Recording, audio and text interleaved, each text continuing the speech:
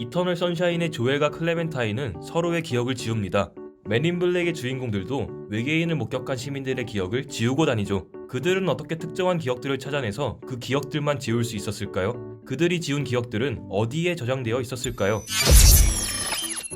우리가 정보를 받아들이면 이 정보는 해마로 보내지는데요. 해마로 보내진 정보는 장기 기억 증강의 과정을 거친 후 각 기억과 관련된 뇌 부위로 보내지고 이후 같은 자극이 반복되어 기억이 재활성화되면 다시 해마로 보내져 기억에 새로운 정보를 더하게 됩니다. 이때 해마에서 일어나는 일을 자세히 살펴보겠습니다. 자극적이거나 반복적인 정보를 받아들이면 해마에 존재하는 시냅스 전 신경세포에선 글루타메이트를 시냅스 틈으로 방출합니다. 이를 시냅스 후 신경세포에 있는 수용체들이 받아들이면서 시냅스 후 신경세포로 나트륨과 칼슘의 이동을 야기하죠. 이 과정은 세포체에서 효소를 활성화시키고 활성화된 효소는 단백질을 합성시키는데 그 결과 해당 신경세포의 수용체와 가지돌기가 성장합니다. 결국 한 정보의 기억과 관련한 시냅스 구조가 강하게 연결되죠. 기억은 이렇게 형성되고 재구성됩니다. 이러한 기억 형성 과정에서 핵심은 무엇일까요? 바로 단백질의 합성입니다.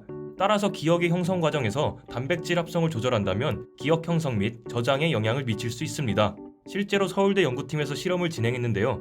연구진들은 단순한 신경체를 가진 군소달팽이의 꼬리를 여러 번 찔러 아픔을 느끼도록 하여 민감한 기억을 형성시켰습니다. 그 후 꼬리를 찌르는 행동을 반복하여 민감한 기억을 재활성화시켰는데 이때 단백질 합성을 억제하는 약물을 주입하였더니 군소달팽이의 기억이 지워지는 것을 발견했다고 합니다. 특정 기억을 떠올리게 한 뒤 단백질 합성을 억제시킨 것이죠.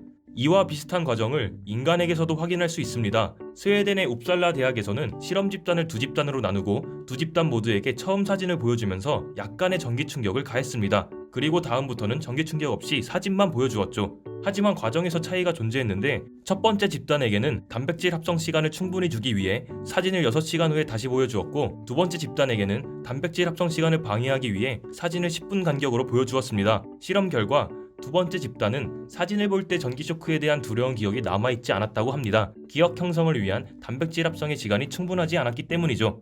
더욱 확장하여 인간의 트라우마 치료에도 적용되는지 알아보았습니다. 네덜란드의 연구진들은 거미공포증이 있는 실험 참가자들을 모집했습니다. 그리고 세 집단으로 나누었죠.